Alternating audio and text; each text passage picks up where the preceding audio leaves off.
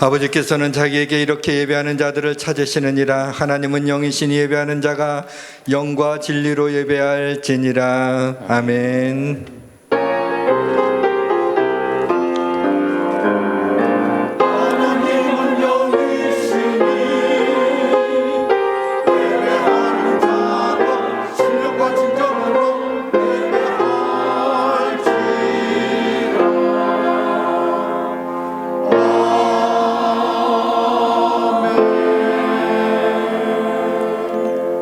오직 여호와는 그 성전에 계시니 온 땅은 그 앞에서 잠잠할지니라. 기쁨으로 여호와를 섬기며 노래하면서 그의 앞에 나아갈지어다. 하나님은 우리의 피난처시요 힘이시니 환난 중에 만날 큰 도움이시라. 그러므로 땅이 변하든지 산이 흔들려 바닷 가운데 빠지든지 바닷물이 솟아나고 뛰놀든지 그것이 넘침으로 산이 흔들릴지라도 우리는 두려워하지 아니하리로다. 우리의 피난처시여 환난 중에 만날 큰 도움이신 하나님을 찬양합니다. 이 시간 우리의 예배를 받으시고 이곳에 임재하여 주시고 우리와 만나 주시기를 원합니다. 우리의 입술에 감사와 찬양이 끊이지 않게 하시고 힘든 삶을 살고 있는 분들에게 은혜를 베풀어 주옵소서. 오늘 말씀을 통해 우리에게 말씀하여 주시고 하나님의 뜻을 깨닫게 하시고 위로받고 힘을 얻게 하시고 은혜가 넘치고 결단하는 시간이 되게 하옵소서. 하나님 한 분만이 영광 받아 주옵소서. 성령님을 환영하오니 이 시간 우리 예배 가운데 충만하게 임하여 주셔서 예배를 인도하여 주옵소서. 우리 주 예수 그리스도의 이름으로 기원하옵나이다. 아멘.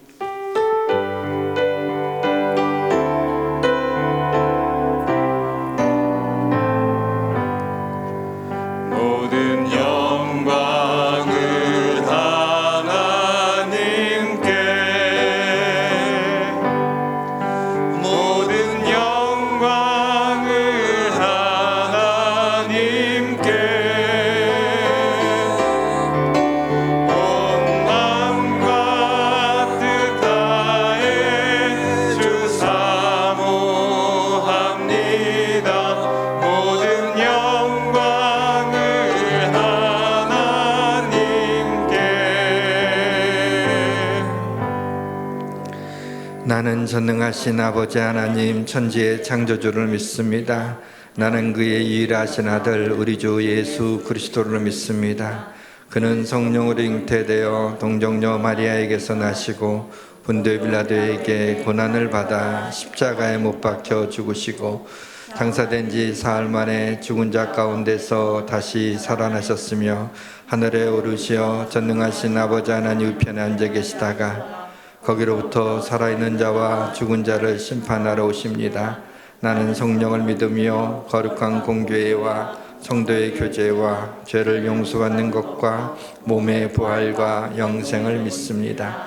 아멘. 땅과 거기에 충만한 것과 세계와 그 가운데 사는 자들은 다 여호와의 것이로다. 여호와께서 그 터를 바다 위에 세우시며 강들 위에 건설하셨도다. 여호와의 산에 오를 자가 누구며 그의 거룩한 곳에 설 자가 누구인가? 곧 손이 깨끗하며 마음이 청결하며 뜻을 허탄한 데에 두지 아니하며 거짓 맹세하지 아니하는 자로다. 그는 여호와께 복을 받고 구원의 하나님께 의를 얻으리니 이는 여호와를 찾는 족속이요 야곱의 하나님의 얼굴을 구하는 자로다. 문들아 너희 머리를 들지어다. 영원한 문들아 들릴지어다. 영광의 왕이 들어가시리로다. 영광의 왕이 누구시냐? 강하고 능한 여호와시요 전쟁에 능한 여호와시로다. 문들아 너희 머리를 들지어다. 영원한 문들아 들릴지어다. 영광의 왕이 들어가시리로다. 영광의 왕이 누구시냐? 만군의 여호와께서 곧 영광의 왕이시로다. 아멘.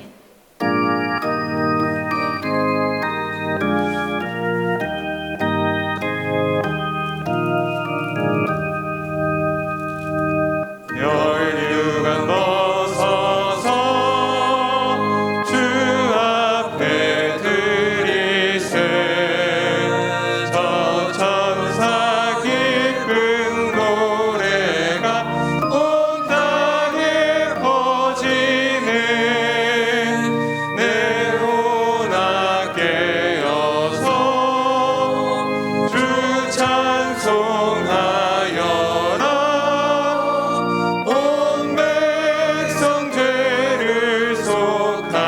하신 만왕의 왕일세.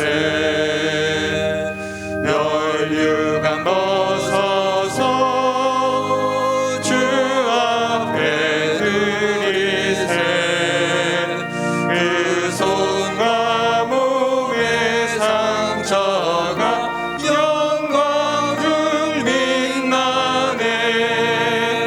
하늘의 천사도 그 영광 보고서 고난의 신비 알고자 늘 응모하도다. 멸류관 벗어서 주 앞에 드리세. 온 세상 전쟁 그치고 참 평화 오겠네.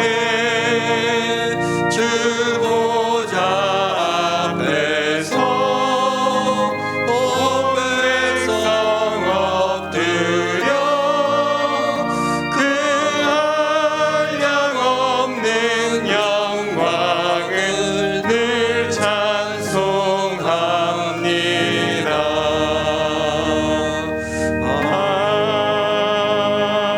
아멘.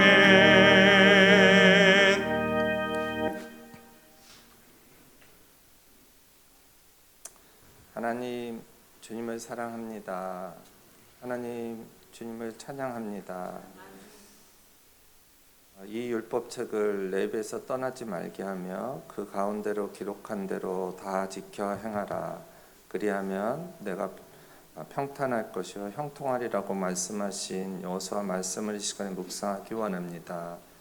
그렇습니다. 주님, 우리를 주님의 자녀로 삼아주셔서 우리가 세상을 승리하며 살아갈 수 있도록 우리 한 사람 한 사람을 이끌어 주심을 정말로 감사를 드립니다.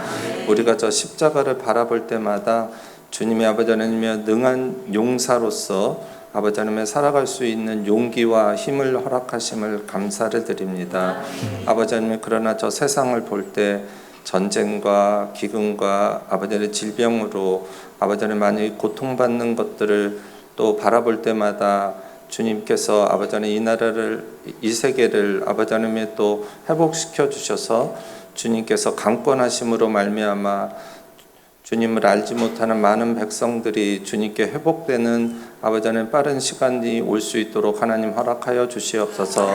땅 끝까지 내 증인이 되라고 말씀하셨던 아버지 하나님의 주님의 말씀을, 주님의 아버지 하나님의 사명을 우리에게 주셨던 그 사명을 잊지 않도록 도와주시고, 우리가 아버지 하나님 저 십자가 앞에 무릎 꿇고 그것들을 위해서 기도할 수 있는 귀한 용사들이 될 수 있도록 하나님 함께하여 주시옵소서.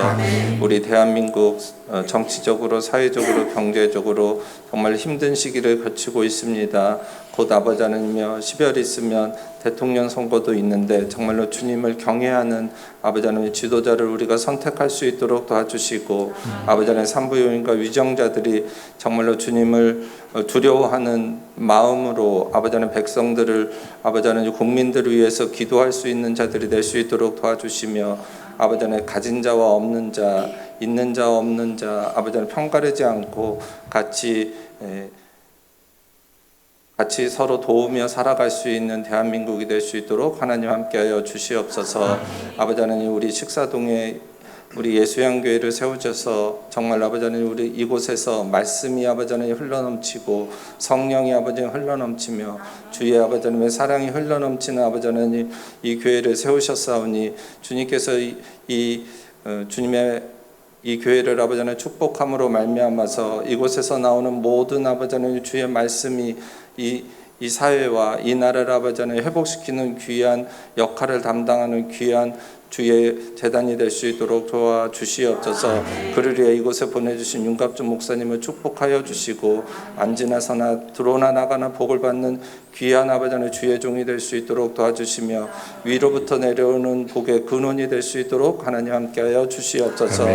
하나님, 오늘 단위에 세우신 조상의 목사님을 축복하여 주셔서 성령의 도를 입히시사 아버지 하나님 그 목사님의 나오는 말씀이 주님의 말씀을 아버지 안에 대언하실 때 우리가 할렐루야로 화답하는 귀한 주님의 말씀을 대언할 수 있도록 하나님 목사님을 붙잡아 주시옵소서. 오늘도 아버지 안에 이곳에 아버지 안에 성령님 오시고 아버지 하나님 이곳을 주의 산제사로 드릴 수 있는 귀한 예배가 될 수 있도록 하나님 함께하여 주시옵소서. 이 모든 말씀 예수님의 이름으로 기도드렸습니다. 아멘.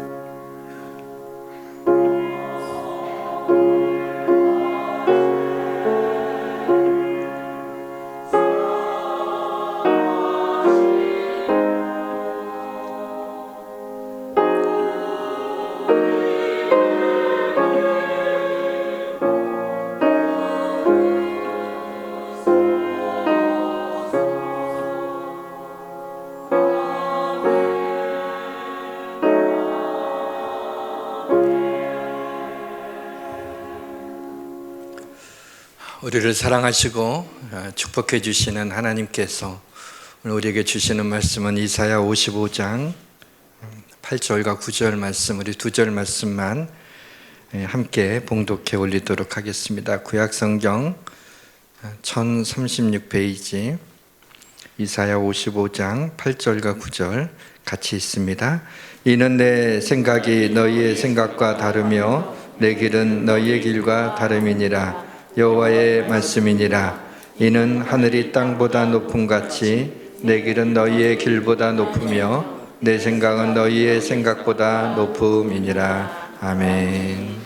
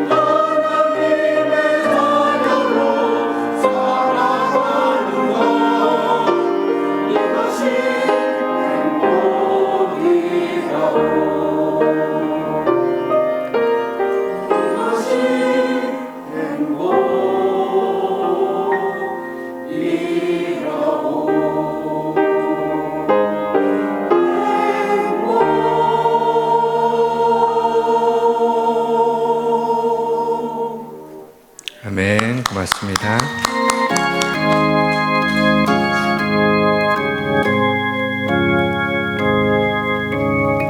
예수 우리 왕이여 이곳에 오셔서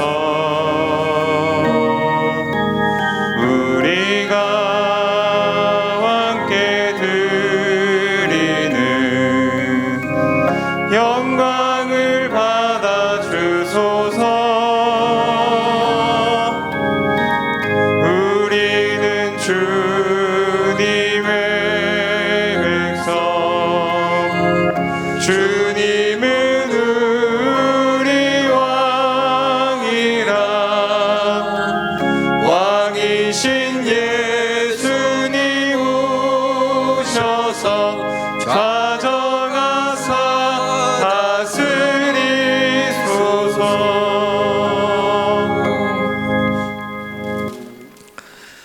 오늘 우리 귀한 목사님을 모시게 돼서 기쁩니다.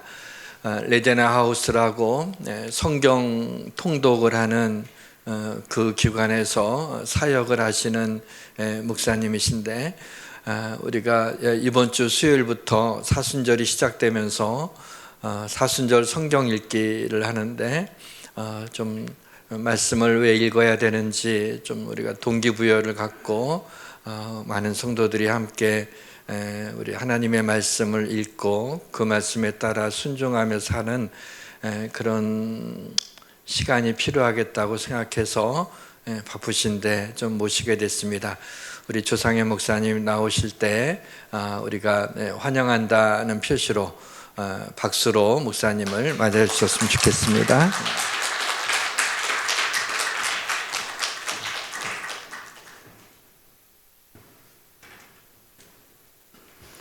할렐루야. 반갑습니다. 일부 예배 때는 성가대가 없었는데 2부 예배 성가대가 있네요. 좋네요. 본문의 말씀은 하나님의 생각하고 우리 생각하고 길은 어떤 방법을 말해요. 그러니까 하나님의 어떤 방법, 방식 하고 사람의 방법과 방식이 좀 차이가 있다. 근데 이제 조금 차이가 있으면 괜찮은데 차이가 엄청 많아요. 극과 극이죠. 하늘과 땅만큼 달라요. 그래서 이거를 어떻게 좁힐 수 있느냐에 대한 게 성경 읽기하고 연관성이 있어요. 그래서 이것을 연결하려고 하는데 이 이사야서의 본문이 되게 무거워요. 그러니까 왜냐하면 이사야서가 워낙 두꺼운 책이니까 사실 익숙하지가 않아요. 그러니까 뭐 예를 들면 구약 성경이라도 호세아 그러면 사랑에 대한 거 뭐 이렇게 말할 수 있어요. 욥기 뭔지 몰라도 뭐 고난이 있는 것 같아. 그러면 이사야서 그러면 딱 떠오르는 게 뭐가 있을까요? 그냥 그런 단어. 이사야. 이사 가고 싶죠. 이게 확 떠오르지가 않는다는 거는 그 책이 되게 무겁다는 거예요. 그래서 이번 기회에 이사야서가 그렇게 어렵지 않고 이사야서의 이사야라는 이름의 뜻이 여호와는 구원이시다 이런 뜻이 있어요. 그러니까 이사야 그러면은 구원 이렇게 생각해도 틀리지 않아요. 구원에 대한 이야기예요. 주제가 핵심 주제는 구원이에요. 근데 구원인데 어떤 상황에서 구원하느냐? 물론 결론은 영혼 구원이죠. 근데 이렇게 파생되는 그 어떤 색깔들이 있어요. 그러니까 우상을 섬기는 죄에서 구원하는 거예요. 그게 아주 강력하게 보여줘요. 1장부터 흘러가는 이야기가. 그럼 지금 이 세상에 있는 사람들도 구원받아야 되잖아요. 그거를 다른 말로 여기 이사야서의 분위기로 말해도 틀리지가 않아요. 우상을 섬기는 죄예요. 그러니까 하나님을 섬기지 않는 건 전부 다 우상이기 때문에. 그리고 우상을 섬기는 나라를 멸망시키겠다는 거예요. 그 이야기가 핵심이에요. 그러니까 결국에는 선택된 이스라엘 백성을 하나님 반드시 구원하세요. 그런데 그 선택된 백성을 힘들게 하는 우상을 섬기는 나라, 또 우상을 섬기는 나라가 되게 좋아 보여요. 애굽에 막 의지하고 막 이런 이야기들이 나와요. 이 본문에는. 그러나 그걸 자세히 공부할 필요는 없죠. 지금은 성경 공부 시간도 아니고 본문의 흐름에 이사야 본문에 있다라는 것은 위치를 잡아줘야 되거든요. 왜 이 본문을 선택했고 그 다음에 이 본문이 어디쯤에 있는 거를 뽑아가지고 쓰려고 하는지 죄송합니다. 그래서 이사야서의 이 본문을 뽑아 쓰게 된 거는 분위기는 일단 55장이니까 이 이사야서는 66장으로 돼가지고 되게 특이하게 성경 66권하고 굉장히 흡사한 느낌을 가져서 많은 분들이 1장에서 39장까지는 구약의 분위기가 흘러가요. 분위기가 그렇다는 거예요. 그리고 40장에서 66장까지는 신약의 분위기가 흘러가요. 그래서 40장부터는 내 백성을 위로하라 하는 이야기를 통해 가지고 위로하라, 구원하라 뭐 이런 의미의 해석으로 이제 전개가 돼요. 왜냐하면 그 장부터 아름다운 소식, 그 다음 장으로 가게 되면 기쁜 소식, 그리고 52장에 가면은 좋은 소식, 그 다음에 또 61장 1절에 가게 되면 아름다운 소식, 가난한 자에게 복음이 전파되고 감옥에 갇힌 자나 포로된 자를 하나님이 자유케 하겠다 하면서 아름다운 소식에 대한 걸 점진화시켜 가지고 이제 61장쯤에 가게 되면은 복음이 가난한 자에게 복음이 선포되는 거예요. 아름다운 소식 자체가. 그러니까 52장에는 좋은 소식이 하나님이 통치하신다 하는 얘기가 들어있어요. 그러니까 하나님의 통치를 하기 위해서는 구원이 발생해요. 그러니까 구원이 발생한다는 것은 예수 믿는 사람들의 입장에서는 구원이에요. 근데 하나님의 통치하는 거에 우상을 섬기는 나라는요, 구원이 아니고 멸망이에요. 그래서 그게 대조적으로 나오는 거예요. 그 두 이야기만 그냥 반복하는 거예요. 그래서 그게 길어서 어려운 거지 사실은 별 내용이 없어요. 왜냐하면 1장에 12장까지는 하나님이 구원하시겠다고 하는 서론적인 이야기가 12장에서 13장에서 23장까지는 그 이방 나라의 죄에 대한 것도 하나님이 간섭하시겠대요. 왜냐하면 그가 통치자니까. 그러니까 예수 믿는 사람한테만 통치자가 아니라 예수 안 믿는 나라 백성한테도 통치자야. 그래서 하나님의 백성은 어떻게 하든지 우상을 섬기는 것을 제거하고 구원하지만 회개하지 않는 우상을 섬기는 나라는 멸망시키는데 그 핵심적인 세력이 역사 속에서는 아수르가 그 당시, 왜냐하면 이 당시 700년 전 경이니까. 그런데 700년 전 이후에 이제 나타날 나라가 있어요. 그 나라가 요한계시록에서도 계속 대명사로 뜨는 나라가 바벨론이라는 나라예요. 그 나라를 멸망시키겠다고 해요.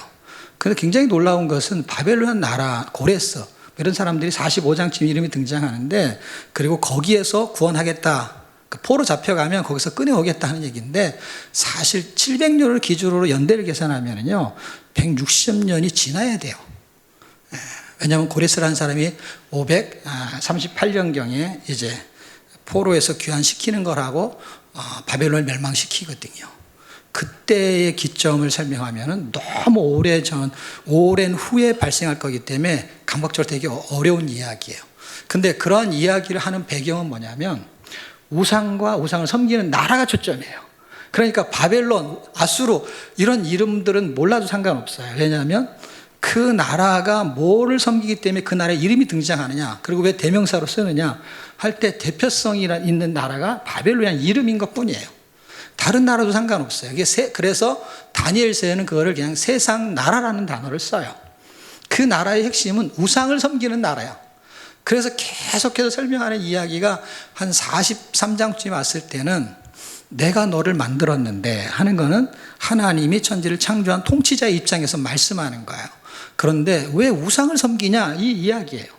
그래서 우상을 섬기지 마. 내가 너를 만든 목적은 이사야 43장 22절 4, 3, 2, 1 외우기 좋죠. 이사야가 4잖아요. 근데 4부터 시작해서 4, 3, 2, 1 거기에 보면은 내가 이 백성을 지은 거는, 만든 거는, 창조한 거는 내가 찬송을 받으려 함이야. 그 목적은 영광을 받으려고 창조했는데 지금 영광이 안 되고 있어. 왜 영광이 안 되냐? 우상을 섬기니까. 그래서 계속해서 43장, 44장 이런 데 가서 하나님이 창조의 목적을 설명해요. 그러면서 우상 얘기가 잔뜩 나와요. 그리고 우상을 섬기는 나라 바벨론을 멸망하는 이야기가 이제 46장, 47장까지 나와요. 그러면서 40장에서 50장까지의 이야기가 신약의 분위기잖아요. 세상에 갇혀 있는, 세상에 매여 있는 이 백성들을 구원할 계획을 세운 이야기가 바로 아름다운 소식이고 기쁜 소식이고 좋은 소식인데, 그걸 누가 이루시냐? 예수 그리스도가 이루신다는 거예요. 그분에 대한 이야기를 51장부터 이제 하시게 될 건데, 물론 7장 14절부터 등장은 해요. 그래서 그 구약적인 배경의 이야기는 아수르의 침략에서 구원하는 이야기가 사실은 39장 안에 다 들어서 끄트머리에 글로 끝나요. 왜냐하면 이사야는 히스기야 시대 때의 사람이니까. 그래서 사실은 39장은 히스기야 이야기로 끝나면서 40장에 넘어오는 거예요. 그러니까 39장은 바벨론의 포로로 잡혀갈 수밖에 없는 배경 설명이고, 38장은 이제 좀 질병이 걸렸는데 벽을 쳐다보면서 막 울고불고 하니까 하나님이 불쌍해가지고 그래 10년 15년만 더 살아라 뭐 이런 식으로 해가지고 좀 더 살아요. 그런데 그 바로 앞에 36장 37장은 이제 아수르 군사가 쳐들어와가지고 완전히 사마리아는 다 먹고 이제 예루살렘에 남았는데, 그것을 무너뜨리려고 할 때 하나님이 약속을 했거든요. 그 히스기야 전의 왕이 요아스라는 왕이야. 12대 왕. 히스기야가 13대 왕인데 그 왕한테 하나님이 징조를 보여주겠다고 해요. 그게 7장의 이야기고, 그 징조가 아들을 낳으리니, 처녀에게서 아들을 낳으니, 그러니까 처녀가 잉태의 아들을 낳으니 이름을 임마누엘이 하리라 하는 이 말씀을 우리가 잘 아는 마태복음 1장 22절에서 인용하잖아요.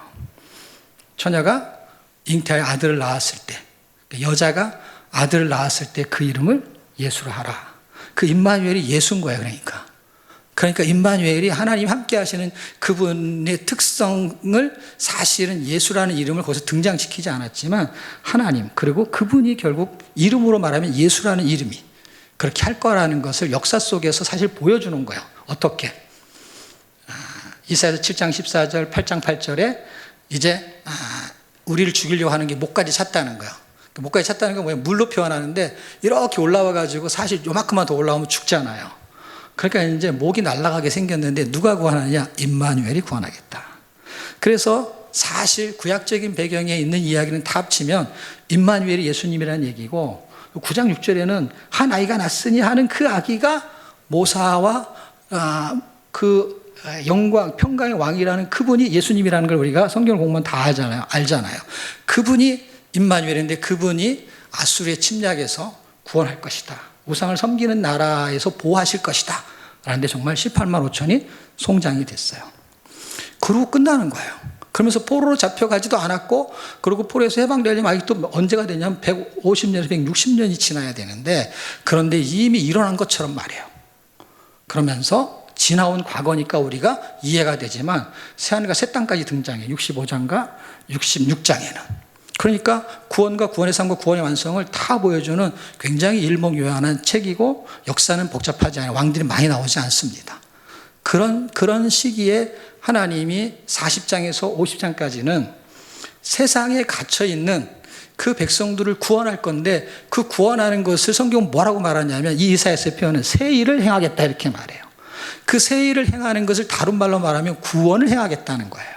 그런데 누가 구원을 행하느냐 할 때 42장 읽어보면은 그게 이방인 및 예수 그리스도를 통해서 하시겠다 하는데, 그 이야기를 이제 51장서부터 본격적으로 하게 돼요. 그런데 구원이 발생하는 것과 구원을 발생시켜서 하나님의 영광 받으려고 하면서 나타나는 사건들이 있어요. 그 과정들이 있어요. 그것을 이해해야만이 이게 굉장히 쉬워져요. 그 두 가지를 이해해 봅시다. 보세요. 하나님이 우리한테 영광 받으시려면 구원만 시키면 될까요? 아니면 구원시킨 다음에 뭔가를 또 하나 해야 될까요? 구원은 지금 다 받았잖아요. 그러면 받았으면 영광을 지금 받아야 하나님이? 뭔가를 해야 영광을 받죠. 구원이 출발이었던 거예요. 영혼 구원이 출발인 거예요. 이게 끝이 아닌 거예요. 출발이었던 거예요. 그러니까 영혼을 구원한 거는 영광을 받으려고 한 거예요. 그렇죠? 그러니까 받으려고 할 때 구원받은 사람이 가만히 있으면 영광을 받나요? 구원받은 사람이 뭘 해야 되죠. 그 해야 되는 부분에 대한 설명이 생각에 갇혀있는 사람들을 구원하는 계획의 51장에서 55장까지에 대한 설명 속에서 제가 이 본문을 선택하게 된 거예요. 그리고 사순절 기간에 성경을 제가 읽기표를 또 다시 보니까, 아까 오전에 9시에는 이제 수요일부터 하는 걸로 막 토요일하고 주일 읽는 거를 계산해 보니까 46일인데 그걸 빼게 되니까 한 33일 정도 되는 것 같아요. 그 시간 동안에 읽어야 되는 어떤 목적들이 있고 사순절을 선택했기 때문에 본문을 제가 이사야서를 갖고 오게 된 거예요. 제가 설명하려는 얘기는 이것이 아니라 배경 설명을 지금 하는 거죠. 그 다음에 사순절하고 연결시키기 위해서 이 이사야 본문을 선택한 것뿐이죠. 말하려고 하는 거는 이제 본론이 따로 있죠. 이걸 말하기 위해서 제가 이제 도입을 하는 건데, 그런데 연결고리를 두 개만 가지면 돼요. 하나는 뭐냐면 구원은 스스로 할 수가 없는 건 잘 알죠. 그런데 구원은 믿음을 통해서 한다는 걸 잘 알죠. 그런데 뭘 믿어야 되는 어떤 과정은 전개가 돼야죠. 예를 들면 초등학교를 졸업한다 그러면 6년의 과정을 거쳐야 졸업장을 주죠. 그 다음에 중학교, 고등학교 어떤 과정이 있고, 그 다음에 뭔가 바리스타가 되면 바리스타가 되는 과정이 있죠. 그런 것처럼 구원은 믿음으로, 그러니까 그 사람이 그 학교를 다니는 것이 믿음이라고 하지만 과정은 6년, 3년 이런 게 있죠. 근데 하나님이 우리를 구원시키기 위해서 믿음이 반드시 움직여야 되지만 아무것도 없는데 믿을 수는 없잖아요. 그러니까 뭔가 믿을 만한 뭔가가 움직여야 되는데 그 과정을 하나님이 선택했을 때 십자가 사건을 선택하셨어요. 그걸 선택한 건 하나님의 마음이죠. 다른 거를 가지고 선택하게 만들 수도 있는데 이 과정을 선택한 거예요. 그래서 십자가 사건. 근데 이 사건을 사람들한테 말할 때 믿는 사람도 있고 안 믿는 사람도 있어요. 근데 믿는 사람은 구원이라는 거예요, 성경이. 그런데 과정은 십자가라는 사건이에요. 예수님을 십자가에 달리셔서 너의 죄, 우상을 섬겼던 너의 죄, 인간의 타락한 기본적인 본성적인 죄의 습성, 그 다음에 질병, 이 모든 게 죄와 질병에 약간 붙어 있거든요, 느낌상. 그런데 이런 것들을 해결하는 것을 십자가 사건으로 예수님이 죽으시는 그 보혈의 피로 그냥 해결하겠다 하는 그 과정을 선택을 하신 거예요. 그래서 과정은 우리가 한 게 하나도 없어요. 커리큘럼을 우리가 만든 게 아니라 이 말이에요. 커리큘럼을 보니까 그런 과정이 있었던 거예요. 예수님이 이 땅에 오셔서 고난을 받으시고 그 다음에 십자가에 달리셔서 죽으시고 3일 만에 부활한다 하는 과정은 계속해서 설명했어요. 복음서에 늘 3번씩 설명했어요. 그리스도의 순환과 부활을. 그게 과정이었던 거예요. 그리고 누가복음 마지막에 이것을 믿는 사람들에게는 생명을 얻을 수 있다라는 라이센스를 따는 거예요. 그럼 라이센스를 따는 걸로 영광을 받는 게 아니라 돈을 벌려면 과정을 거쳐 나온 게 아니라 그 다음에 바리스타를 했으면은 카페를 차리는지 뭘 해야 될 거 아니에요. 그래야 이 과정을 거쳐서 뭔가를 하려고 하는 것이 실행이 되는 거죠. 이걸로 나는 바리스타 자격증이 목적이야 라는 게 아니라 그 다음 게 있단 말이에요. 다시 말하면 하나님 우리를 구원시키는 거는 목적이 아니라 과정이었어요. 그럼 나를 왜 구원시켰냐 물어보세요. 그럼 구원 받았으니까 이제 아무렇게나 살아도 되는데, 그렇지 않아요. 성경 읽어보면은 구원 받기 전에는 아무렇게나 살아도 괜찮은 것 같았는데 구원 받고 나니까 아무렇게나 살아야 되는 게 아니라 뭘 자꾸 더 해야 되는 것 같아요. 그 요구가 더 많아진 것 같아요. 그러니까 구원은 무슨 목적이 있었던 게 분명한 거예요. 그래서 그러면은 이사야 43장 21절에 그럼 찬송을 받기 위해서 지었다, 만들었다라고 했을 때 그 창조의 목적이 빗나갔기 때문에 예수님을 통해서 구원을 시키고 다시 창조의 목적을 회복시켰어요. 어떻게 해요? 그분이 통치자라는 걸 인정하여 달라는 거예요. 통치자라는 걸 놓치게 되면 사사시대처럼 어떻게 되냐? 속이 오른 대로 살아버리는 거예요. 그러니까 내 마음대로 사는 것일 때 하나님의 영광을 받지 못하게 되는 거고, 하나님의 말씀이 옳은 대로 살아줘야 될 때 그분이 영광을 받으시는 거예요. 그러니까 두 번째 과정을 하나님이 커리큘럼을 짠 게 있어요. 첫 번째 커리큘럼에 의해서 우리는 하나님의 은혜로, 성령님의 은혜로 믿어서 구원을 받았어요. 근데 와서 들어왔더니 내막을 알고 보니까 이게 복잡한 거예요. 그냥 구원받고 천국 가면 된다 그래가지고 전도하는 사람이 그리고 복받는다 그래서 와봤더니 이게 이렇게 복잡한지 몰랐어. 조직이 얼마나 탄탄한지 모르겠어요. 그리고 막 사순절이 다가오면 이렇게 33일 동안 성경 읽어야 되는지를 몰랐단 말이에요. 근데 이런 것 프로그램이 커리큘럼이 엄청 많은 거예요. 근데 이유가 있어요. 첫 번째는 구원이 목적인데 구원의 목적을 통해서 파생시키는 하나님의 목적이 영광을 받는 게 최종 목적이에요. 영광을 받기 위해서 창조했고 그 창조한 사람들이 타락했기 때문에 다시 하나님이 그걸 회복시키기 위해서 예수님 이 땅에 보내신 거고, 그 회복을 하기 위해서 그 다음 단계가 뭐냐? 그 다음 단계가 하나님께서는 두 번째 커리큘럼이 있는 거예요. 두 번째 커리큘럼은 영광을 받기 위해서 우리한테 요구하는 게 있는데 그게 하나님의 말씀에 순종하라는 거예요. 그럴 때만 영광을 받으시는 거예요. 예배만 드리면서 영광을 받으면 얼마나 좋겠어요. 예배 드리고 11조하고 헌금하고 가면 되는데 그걸로 영광을 안 받겠다는 게 아니라 그거는 비본질, 다시 말하면은 영광을 받기 위한 하나님의 어떤 전략에 의해서 파생된 거에 불과한 것이지 본질적인 건 우리의 삶 속에서 그분이 나타나는 걸 영광으로 보겠다는 거예요. 아, 저 사람 예수 믿는 사람이구나. 우리끼리는 저 사람은 집사님이야. 이걸 알지만 그 사람들이 집사님하고 무슨 상관이에요. 저 사람이 우리끼리는 성가대는 알지만 그 사람이 성가대, 어느 게 성가대인지가 뭐가 중요해요. 근데 그걸로 영광을 받으려면 다 성가대하면 되잖아요. 근데 그건 아니잖아요. 그렇죠? 여기에 어떤 프로그램 중에서 하나님께 영광 돌리기 위한 예배에 필요한 필수 요소인 것 뿐이지 이것 때문에 예수 안 믿는 사람이 하나님 영광을 받는 거는 아니잖아요. 왜냐하면 나를 통해서 영광 받게 하는 하나님의 본질적인 거는 나를 통해서 그분이 나타나는 거예요. 근데 그분이 언제 나타나느냐는 거예요. 그분이 당신을 사랑할 때, 그분의 말씀에 순종할 때 이때 나타나요. 요한복음 14장 21절인데요. 찾지 않고 제가 읽어드릴게요. 요한복음 14장 21절을 보면은 나의 계명을 가지고 지키는 자라야 나를 사랑하는 자니. 여기까지는 알겠죠? 그러니까 나의 계명을 가지고 지키는 자라야 나를 사랑하는 자니. 그러니까 그게 예수님이든 하나님이든 상관없이 하나님을 사랑하려면 뭘 해야 되는 거죠? 계명을 지키는데 계명은 그냥 하나님의 말씀이라고 틀리지 않겠죠. 그러니까 하나님이 이렇게 살았으면 좋겠어 하는 게 계명, 규례 뭐 이런 거니까. 그러니까 하나님이 뭔가 요구하는 거를 지키는 거는 순종이라는 단어를 써도 틀리지 않죠. 왜냐하면 이거를 그렇게 사는 거는 명사로 순종이라고 말하는 거니까. 그러면은 사랑을 하는 거야. 하나님을 사랑한다는 거야. 그때 순종할 때 하나님이 사랑을 느낄 때, 자, 우리가 하나님을 사랑한다라고 생각할 때 교회 와서 청소하면은 내가 하나님을 사랑하기 때문에 청소하는 거야. 틀리지 않아요. 그런데 본질적으로는 맞지 않을 수 있어요. 왜냐하면 하나님의 계명을 지키지 않으면서 삶 속에서 교회 청소를 할 수 있잖아요.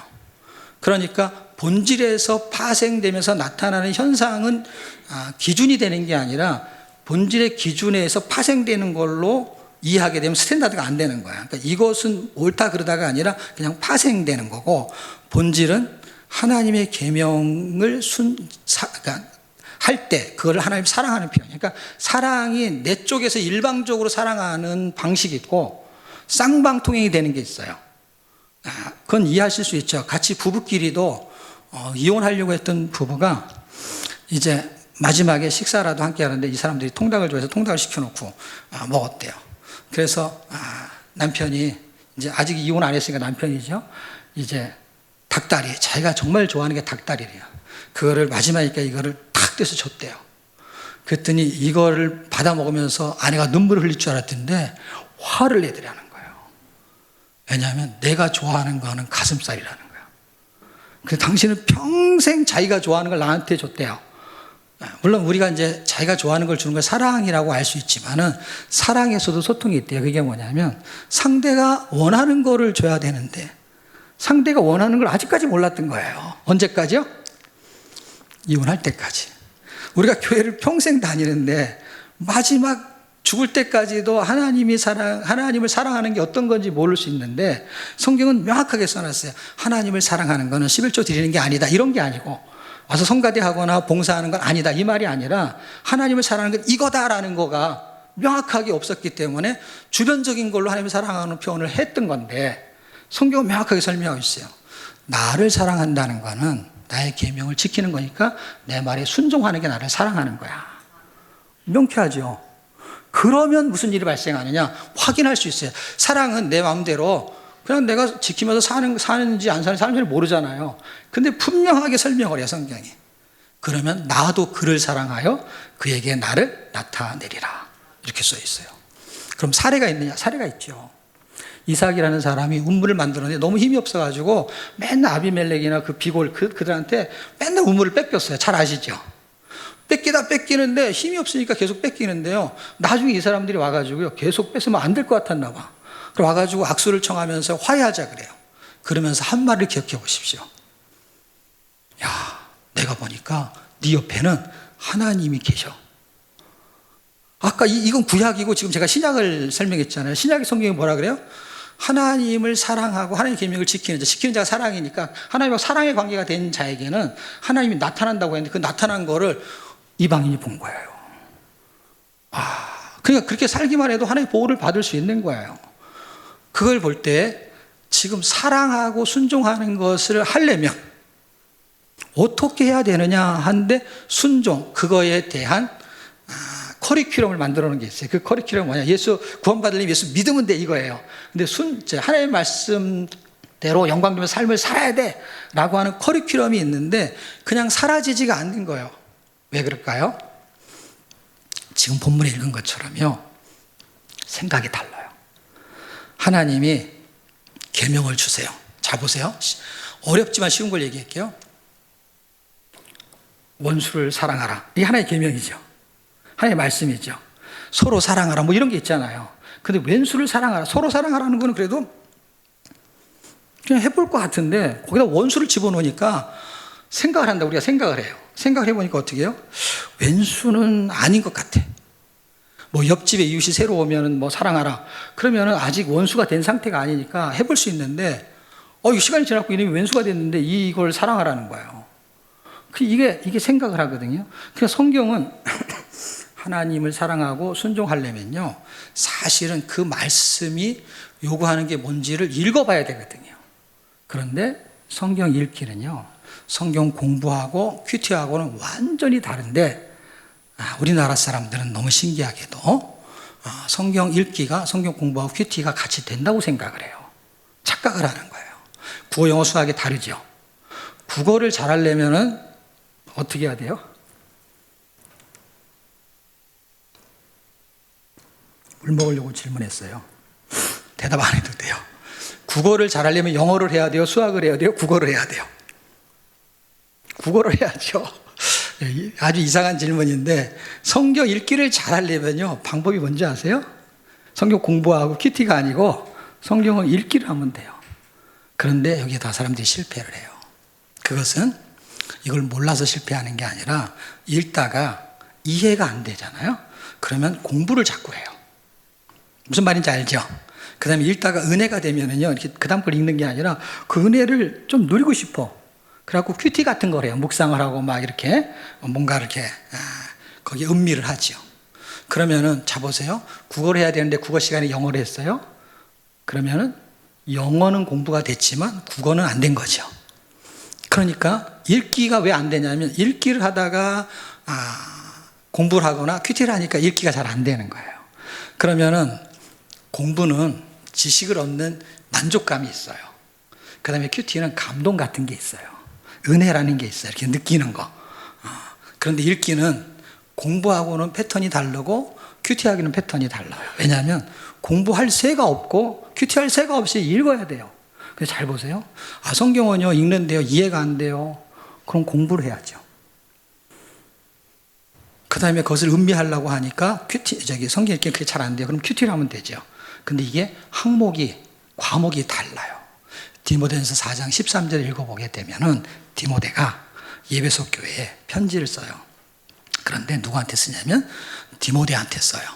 왜냐하면 예배소 교회에 목회를 하다가 디모데에게 맡겼어요. 후임자로 맡긴 거예요. 그러면서 그 교회 목회를 잘하기 위해서 이럴 때는 이런 사람은 집사로 임명해야 돼 라는 것만 쓴 게 아니라 목회는 이렇게 해야 돼 하는 아버지의 마음으로 목회는 어떻게 해야 돼 라는 것까지도 썼어요. 그때 디모데전서 4장 13절에는 목회를 할 때 이 세 가지 프로그램을 꼭 해야 되는데 그걸 디보트하라, 그러니까 헌신하라, 창념하라, 거기에 목숨을 걸 정도로 꼭 해야 되는 세 가지 프로그램이 있는데 그게 뭐냐면 퍼스널이 아닌 퍼블릭, 교회에서 꼭 공적으로 해야 되는 것이 읽기. 이것이 스크립처라는 단어가 영어로 쓰여 있으니까 그거는 우리말로 다시 번역하면 성경 읽기예요. 읽는 것과는 사실은 국어책 읽고 수학책 읽는 게 아니라 성경 읽기를 말하는 거예요. 그것이 퍼스널이 아니고 퍼블릭을 말하는 거예요. 그리고 프리칭, 티칭, 그러니까 설교하기나 그 다음에 가르치기니까 뭐예요? 성경 공부. 그러니까 설교, 성경 공부, 읽기가 패턴이 다르다라는 것을 분명하게 보여줬어요. 성경이. 다른 거예요. 그러니까 이건 패턴이 다른 거는 꼭 국어, 영어, 수학하고 다르다는 거예요. 그러니까 항목이 다른 거고 과목이 다른 거고 그 다음에 이것이 해도 되고 안 해도 되는 게 아니에요. 왜냐하면 공적인 프로그램이었어요. 그러니까 그에는 목적이 있는 거예요. 그것을 해야 되는 이유는요, 목적이 항상 있기 때문에 하는 거거든요. 그랬을 때 공부는 지식을 얻는 게요. 큐티는 묵상을 하면서 뭔가 가슴이 뜨겁고 적용하고 실천하는 쪽에 강점이 있어요. 근데 읽기는 이 두 가지가 다 안 돼요. 근데 읽기로 이 두 가지를 하려고 하니까 안 되는 거죠. 그러면 읽기의 장점을 알면 좋은데 제가 지금 말한 큐티하고 성경 공부는 장점을 거의 알잖아요. 그렇죠? 제가 설명 안 했어도 알 거예요. 근데 희한하게 읽기는 장점을 얘기해봐라 그러면 사람들이 몰라. 이상하게 모르기 때문에 안 된 거였던 거예요. 알았으면 이럴 리가 없어요.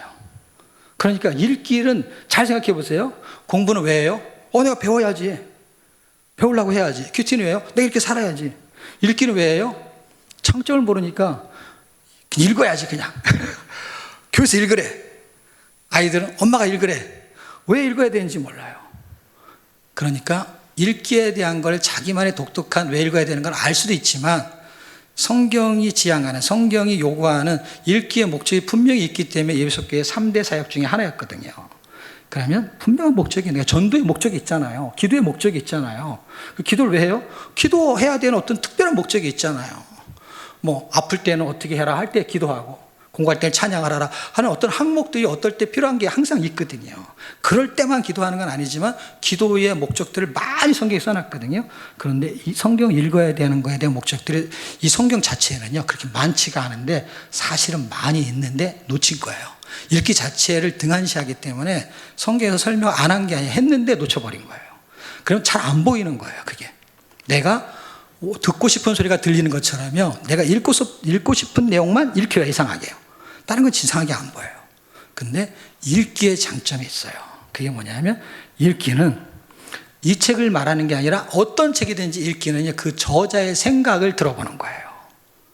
그냥 빠르게 읽으니까. 그러니까 성경을 읽는 거는 저자의 의도를 파악하는 게 굉장히 중요한 거예요. 지금 성경 읽다가 연대, 난 연대를 몰라. 지명, 아수르, 바벨론 이게 뭐지? 그건 몰라도 상관없어요. 인명, 지명이 몇 년도 아무 상관없어요, 여러분. 왜 상관이 없냐? 분위기를 아는 데는요, 공부를 할 때는 그게 필요한데 읽을 때는 그걸 몰라도 읽을 수가 있어요. 그렇기 때문에 성경에 연대가 안 나오는 거 아세요, 여러분? 이거는 몇 년도야 이런 얘기를 안 하잖아요. 우리가 사전을 찾거나 이미 공부된 걸 가지고 자료를 가지고 학습을 하니까 그 연대를 아는 것이지 성경에서 연대를 정확하게 써놓은 데가 어디가 있어요? 거의 없어요. 한두 군데 몇 군데 뭐 연대를 잠깐 쓰는 경우가 있지만 거의 뭐 100개 중에 하나 나올까 말까. 사실 연대가 중요하지가 않아요. 왜 그러냐면은 그 시대에 어떤 인물을 통해서 말씀하시려고 하는 요지가 뭐냐는 그 시대가 언제인지 몰라도 그 내용을 알 수가 있잖아요. 그 나라가 어떤 나라냐 몰라도 상관없죠. 바벨론이든 비빌론이든 아무 상관이에요. 이름이 틀리든 맞든. 그 연대가 좀 차이가 나도 아무 상관이 없어요. 왜냐하면 내용은 상관이 없단 말이에요. 이거 이렇게 하면 안 된다는데 그렇게 한 게 바벨론이야. 그럴 때 바벨론 나라가 썼다는 것 뿐이지 아무 상관이 없어요. 그러니까 그걸 그대로 받아들일 수 있는, 하나님이 계획하고 있는 그 생각을 받아들일 수 있는 것이 굉장히 중요한데 그게 커리큘럼이에요. 하나님의 생각을 읽어보고 어떻게 하려고 하냐. 내 생각과 네 생각이 얼마나 틀린지 한번 생각해 봐요. 성경 공부나 큐티 속에서는 그런 식의 패턴으로 공부하지는 않아요. 지금 성경 읽기는요, 저자의 생각을 들어보는 거예요. 그리고 그 다음 단계가 있어요. 그 다음 단계가 뭐냐? 생각을 들어보고 내 생각하고 너무 틀리네? 그래서 사람들이 안 읽는 거예요. 그리고 공부가 덜 된 사람은 이거는 언제적 얘기를 하는 건지 이해가 안 돼. 그 다음에 이 사건은 뭐 홍해에서 사람들이 살았는데 어떤 사람들은 빠져 죽었다고? 상식으로 이해가 안 돼. 이해가 안 되고요. 그 다음에 논리적이지가 못해. 그리고 연대가 뒤죽박죽돼 있어. 왜냐하면 사건을 중심으로 썼기 때문에 연대가 뒤죽박죽돼 있어요. 이야기의 스토리가 먼저기 때문에. 그러니까 이 이야기를 들어보면서 무엇을 깨닫게 하는 거냐? 네 생각과 내 생각이 틀리지? 이걸 확인시키는 거예요. 어디요? 55장쯤에 들어있다는 건 뭐예요? 이제 40장에서 50장까지 그런 패턴이 흘러가다가 하나님이 구원하실 거야, 임마누엘이. 그러면서 51장에 뭐라고 말하냐면 내 말을 귀담아 들어라. 그리고 52장에서는 그 얘기를 듣고 하나님의 말씀을 기다만 듣고 깰지어다. 뭘 깰지어다. 세상에서 네 소견대로 옳은 대로 살았던 거 그거 깰지어다. 왜? 이스라엘 백성한테 한 얘기가 다 그 이야기예요. 그러니까 이 이야기가 전부 우리 이야기인데 그때 옛날 이야기로 생각하는 거야. 그들이 왜 하나님 섬기지 않고 우상을 섬겼을까요? 그게 살 길이라고. 더 앞쪽으로 가가지고요. 열왕기 시대에 여러분 바알과 아세라상 850대 1 갈매사 사건 다 알잖아요. 그렇죠? 그 사건 때 하나님 섬길 거냐 바알을 섬길 거냐 하는 그 이야기의 핵심을 잘 생각해 보시죠. 왜 그들이 하나님 안 섬기고 바알을 섬겼죠? 우상을 섬겼죠? 그게 살 길이라고 생각했던 거예요. 근데 이걸 깰지어다라는 거야. 내 얘기를 잘 들어보고 네 생각을 깨라. 소견이 옳은 대로 살았던 거 그거는 기준이 없었어요. 어떤 기준? 하나님이 옳다고 하는 하나님이 왕 그 기준이 너에게 없었어요. 근데 이 두 번째 장치, 이 커리큘럼이 뭐냐면 읽어보고 어떤 게 맞는지를 판단하고 네 생각이 깨지게 하는 것이 하나님의 두 번째 안전장치고 그 다음에는 커리큘럼이에요. 그러니까 우리가 성경을 읽는 것은 하나님의 방식이에요. 어떤 거요? 내 생각을 깨는 거예요. 그래서 거기서 나와라. 어디서? 지금 여러분이 앉아있는 이 자리가 아니라 여러분이 앉아있는 그 우상의 자리에서 나오라는 거야. 돈이 최고야, 권력이 최고야, 학벌이 최고야 라는 그거를 깰지어다 이 얘기예요. 지금 여기서 말하는 게 전부 그 얘기예요. 단어가 틀린 것 같지만 절대로 그렇지 않아요. 바벨론 거기서 나올지어다라는 건요, 그 문명세계, 물질세계에서 나올지어다 이 말하고 똑같은 거예요. 나중에 요한계시록에 가면요, 그들이 멸망할 때 사치 때문에 멸망한다는 걸 아십니까?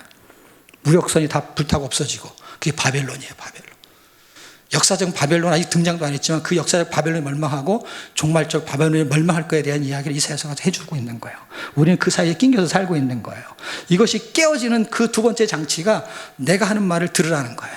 근데 이걸 반드시 이루겠다는 거예요. 누굴 통해서? 예수 그리스도. 그게 53장이에요. 53장에 있는 그 이야기가 이제 부활절의 계니까 사순절하고 연결이 되거든요. 왜냐하면 그분이 고난을 받으시는 거니까. 그래서 제가 이사야서를 본문을 선택한 거거든요. 그분의 능력이 어떻게 나타나느냐? 54장에 비참한 여인이 회복되는 걸 나타나고요. 그 다음에 멸망한 도시가 새 도시로 회복되는 것에 대한 설명을 해요. 그렇게 되려면은 어떻게 해야 되느냐? 그렇게 회복이 되고 그것을 그 안으로 들어오게끔 초청을 하는 게 55장이에요. 그래서 돈 없는 사람 와서 사 먹으라는 게 거저 줄 테니까 거기서 나올 수 있는 방법, 그거는 돈이 있어야 되는 것도 아니고 시간이 있어야 되는 게 아니라 그냥 와서 먹으라는 거예요. 돈 없어도 오라는 거예요. 그리고 내 말을 들으라는 거예요. 그리고 깰지어다. 그 자리에서 나와서 회복의 자리, 구원의 자리에 앉고 영광의 자리에 앉으라는 거예요. 그런데 네 생각과 내 생각이 다르지. 그러니까 이것을 해내려면 하나님의 생각과 내 생각이 얼마나 틀린지를 발견하는 거예요. 그러니까 성경 읽기는 성경 공부가 아니에요. 이거예요. 여러분이 읽다가 내 생각하고 틀리네. 원수를 사랑하라고? 절대 못해. 잘 생각해 보세요. 사사시대에 소견이 옳은 대로 했다는 건 소견이 다 틀리죠.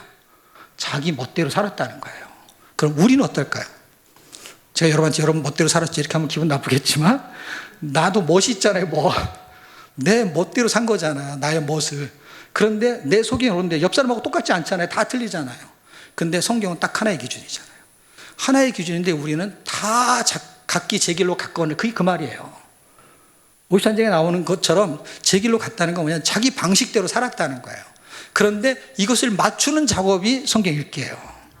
당신의 말대로 옆 사람은 저렇게 삽니다. 그거 중요하지 않아요. 왜냐하면 너는 어떻게 사는데 할 때 저 사람하고 내가 더 나은 것 같아요. 그 기준이 저 사람이 아니고 성경이란 말이에요. 여기에 기준에서 내가 맞출 거냐 아니면 저 사람하고 맞출 거냐. 우리끼리는 맞춰봐야 소용이 없어요. 왜냐하면 다 틀린 거 맞추면 무슨 소용이 있어요. 맞는 기준을 찾아야 되는데 그게 하나의 말씀이에요. 이 텍스트가 지금 안전장치인 거예요. 성경을 읽어가지고 얼마나 읽었어? 몇 독이 목표가 아니에요. 목적이 아니에요. 그거는 목표죠. 많이 읽었네. 도전이 됩니다. 근데 목적은 이분의 생각에 맞추는 게 목적이죠. 그러니까 이 생각 맞추기예요. 그리고 그런 과정은 뭘 거치냐? 생각 싸움이 벌어지는 거예요. 어떤 싸움이요? 고난스럽죠. 안 믿어지니까. 내 생각이 틀리면요, 이게 읽어지지가 않아요. 근데 읽는 목적이 생각을 맞춰보는 거야. 틀려도 너무 틀린데 왜 이걸 요구하느냐. 근데 이것을 이룰 수 있는 분이 하나님이라는 거예요. 이렇게 하게 만들 수 있는 능력이 그분한테 있다라는 거예요. 이게 믿어지는 사람만이 순종할 수 있어요. 그래서 성경 읽기는 순종하고 연결이 되고 믿음하고 연결이 되는 거예요. 왜 그러냐면요, 우리가 성경 공부로 됐으면 지금 다 됐어야 돼요. 근데 성경 뭐라고 말하냐면 순종은 믿음만의 믿음을 통해서만 순종할 수 있다. 로마서 1장 5절. 믿어 순종케 하나 이렇게 기록되어 있어요. 다시 말하면 믿음이 없으면 절대로 순종할 수 없다 이 말이에요. 그것이 로마서 1장 5절 뭘 말하는 거예요? 그것은 이론의 텍스트예요. 근데 히브리서 3장에서는요 실제 사례를 설명해요. 믿음이 없으면 절대로 순종할 수 없다라는 사례를 설명해요. 1500년 전의 실제 사례, 광야 40년 동안 있었던 이야기를 히브리서 3장에 쓰고 있는데 3장 말미가 17, 18, 19절이에요 17절에 하나님이 진노했다는 거예요. 40년 동안 구원시킨 백성한테, 그러니까 구원 받은 백성이에요. 그러니까 이방 사람이 아니에요. 우리한테 말하는 거예요. 근데 진노했다는 거예요. 왜? 그들이 순종하지 않아서 이렇게 써 있어요. 그런데 19절 마지막 절에는 그들이 왜 순종하지 않았냐? 그들이 믿지 않아서. 이거는 민수기의 이야기예요. 민수기 14장 11절에는요 그들한테 하나님이 말해요. 이거는 히브리서 기자가 말한 거. 너희는 왜 나를 믿지 않느냐 이렇게 써 있어요. 믿음이라는 단어가 써 있단 말이에요. 히브리서에, 아니 민수기에, 히브리서에서 지어낸 게 아니고. 그런데 22절 읽어보면은 내가 광야에서 애굽에서 행한 이 기적을 보고도 왜 10번이나 나를 시험하느냐, 안 믿었다 이 말이에요. 여러분 잘 생각해 보세요. 하나님이 그렇게 말한 그들의 백성들이 광야에서 만나 배추를 먹었죠. 홍해를 건넜죠. 그 다음에 10가지 기적 속에서도 버텼죠. 그럼 그런 기적을 경험했는데 어떻게 하나님을 안 믿을 수가 있어요? 우리는 그런 기적을 본 적이 한 번도 없잖아요. 글로만 읽었잖아요. 그런데 그 사람들은 그걸 실제 체험했는데 민수기에 있는 그 사례를 히브리서 말하고 로마서에서 말하는 걸 정리하면은 경험과 체험과 지식이 있다고 해도 안 믿을 수 있다는 거예요. 그냥 지식으로 갖고 있는 거예요. 믿어야만이 순종으로 삶으로 나와지는 거예요. 그러면 믿어 순종케 하나니, 그럼 믿음만 있으면 되잖아요. 그렇죠? 그 믿음이 성경 공부 큐티에는 없다 이렇게 말할 수는 없어요. 근데 성경이 텍스트로 정해주는 게 뭐냐? 믿음은 들으면서 난다 이렇게 써 있어요. 그래서 이걸 듣게 만드는 거는 하나님의 커리큘럼이에요. 왜? 나를 믿게 해가지고 순종하게 시키는 결과치를 갖고 오게 하는 거예요. 그래서 믿음은 들으면서 하고 들으면 그리스도의 말씀이다 라고 말해요. 로마서 10장 17절.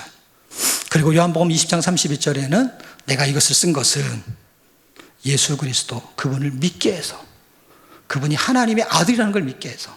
여러분 하나님의 아들이라는 걸 그냥 공부하면 되잖아요. 예수님 하나님의 아들이야 이러면 되잖아요. 근데 그게 아는 것과 믿어지는 건 다른 거거든요. 몇 년 뒤에 어디서 태어났고 그거 알면 무슨 소용이 있어요? 좋지요. 남을 가르칠 수 있죠. 근데 그걸 아는데 안 믿어져. 그러니까 경험과 체험과 성경 지식이 부족해도요 믿을 수 있는 건 뭐예요? 어린이도 성경을 읽으면 믿을 수 있는 거죠. 너는 성경 공부를 안 했기 때문에 아마 이게 무슨 말인지 모를 거야. 천만의 말씀이에요. 성경은 하나님의 감동으로 기록된 것으로요 하나님이 우리한테요 머리로 읽히는 게 아니라, 성경 공부는요 머리로 하는 거예요. 성경 읽기는 머리로 하는 게 아니에요. 가슴으로 하는 거예요. 왜냐하면 하나님의 말씀을 듣고 느끼는 거기 때문에. 그러면서 이 마음속에 나를 완전히 변화시킬 수 있는 그 힘, 그 전략이 빌립보서 2장 13절에는 하나님이 기쁘신 뜻이 있는데 그 기쁘신 뜻을 자기가 그냥 하시면 되잖아요. 근데 우리에게 마음에 소원을 두고 행하신다고 했어요. 그러니까 이 성경 읽기를 통해서 당신의 뜻이 내 뜻이 되기를 원하는 거예요. 그래서 그 뜻이 되어버렸기 때문에 내가 그렇게 살 수밖에 없는 거예요. 내가 그렇게 살고 싶은 마음이 생겨버린 거예요. 그렇게 생기게 만드는 거를 어떻게 하겠다고 하는 거냐? 우리가 선택한 방식이 아니라 성경이 선택한 방식이에요. 내 말을 들으라는 거예요. 그럼 내가 알아서 하겠다는 거예요. 그러니까 여러분이 듣기만 하시라는 거예요. 읽기만 하시라는 거예요. 그 다음에 하나님이 감동을 주는 건 하나님이 하시는 거예요. 근데 읽기 방식에서 잘못됐기 때문에 잘 안 됐다는 것뿐이에요. 방식은 머리가 아니고 가슴인 거예요. 그런 가슴이 불릿듯 일어나기를 주의 이름으로 축복합니다. 기도하겠습니다. 하나님 은혜를 감사합니다. 복되고 귀한 주일날 하나님의 백성들 선택하시고 예수의 한교회로 불러주셔서 성경을 반드시 읽어야 될 만한 이유, 하나님이 이 땅에 오셔서 십자가에 달리신 이유, 구원이 목적이었습니다. 그래서 하나님 우리에게 믿음을 주셔서 예수를 믿어 구원을 받았습니다. 이제 우리를 통해서 하나님이 구원시킨 목적이 영광을 받으시겠다고 합니다. 그런데 그 하나님이 어떻게 영광을 받으시느냐? 내가 하는 말, 나를 사랑하고 내가 원하는 대로 살아주면 그것이 나에게 영광이다 라고 하면서 성경의 기준을 주셨습니다. 그래서 그렇게 살고 싶었는데요 그렇게 살려고 노력했는데 지금 성경은 이게 나를 사랑하는 거야, 이게 나한테 영광 돌리는 거야 라고 하는 텍스트의 기준이 바로 순종이라고 말합니다. 그런데 순종하게 만드는 그 장치, 구원하게 만드는 장치가 십자가였다면 그 순종하게 만드는 장치, 커리큘럼이 바로 성경 읽기였다는 것입니다. 이 시대 예수양교회가 이 프로그램을 잘 잡아서 하나님의 마음을 가슴에 깊이 품는 그런 교회가 되기를 주의 이름으로 축복하며 예수님의 이름으로 기도드렸습니다. 아멘. 아멘.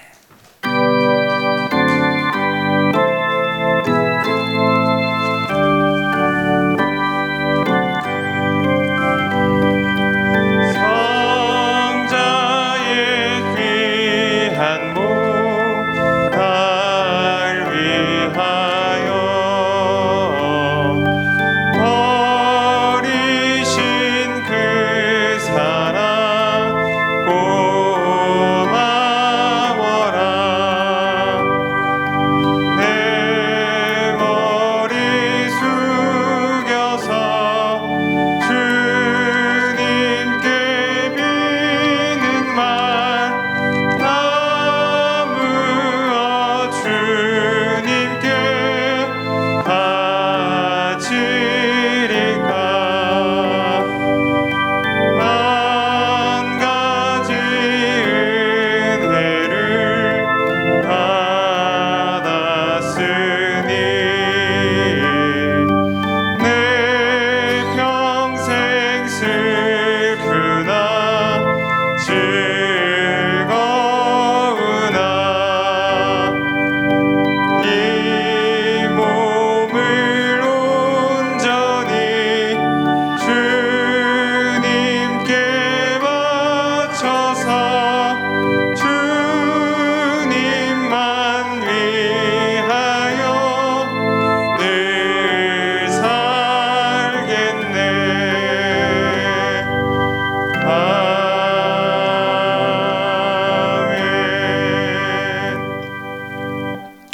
이 귀하고 복된 날 하나님 앞에 나와 예배드리고 봉헌할 수 있는 믿음을 주심을 감사합니다. 우리의 삶의 일부를 구별하여 귀한 예물을 드리오니 받으시고 축복하여 주옵소서. 우리의 물질과 재능과 시간과 생명이 다 하나님의 것이며 우리는 다만 청지기임을 고백합니다. 이 시간 우리가 드리는 예물과 함께 우리 자신을 주님께 산 제물로 드립니다. 육신의 질병으로 고통당하는 성도님들, 우울증과 불면증으로 고통당하는 성도님들, 특히 암과 투병하며 또 오미크론으로 인해 고통당하는 우리 성도들을 긍휼히 여기사 치료하는 광선을 발하여 주셔서 속히 치료하여 주옵소서. 감사와 기쁨과 평안이 우리의 언어가 되게 하시고 우리 성도들을 축복하시고 사순절 기간에 믿음의 진보가 있게 하시고 기도와 말씀 훈련의 유익을 얻게 하옵소서. 예수 그리스도의 이름으로 기도드립니다. 아멘. 교회 소식은 시간이 많이 가서 제가 그냥 말씀을 드립니다. 우리 청년의 부흥회는 한 달 좀 연기됐습니다. 2시에 청년의 예배는 평소와 마찬가지로 드리게 됩니다.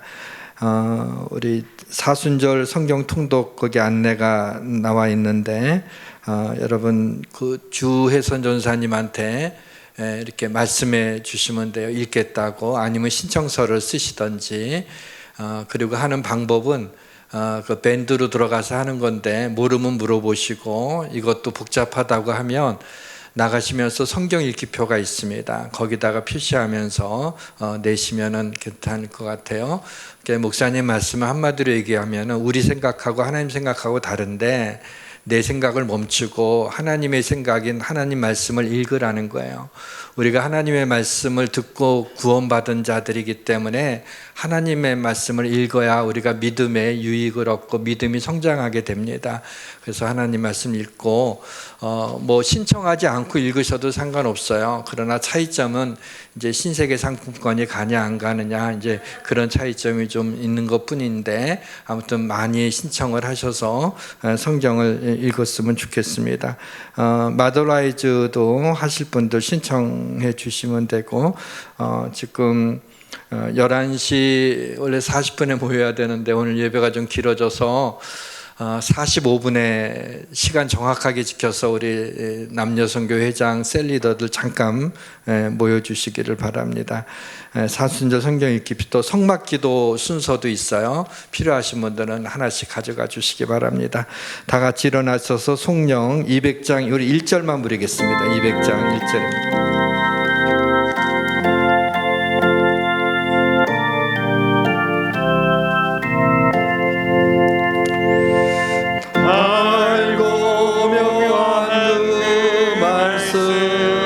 생명의 말씀은 귀한 그 말씀 진실로 생명의 말씀이 나의 길과 믿음 밝히 보여주니 아름답고 귀한 말씀 생명샘이로다. 아름답고 귀한 말씀 생명샘이로다.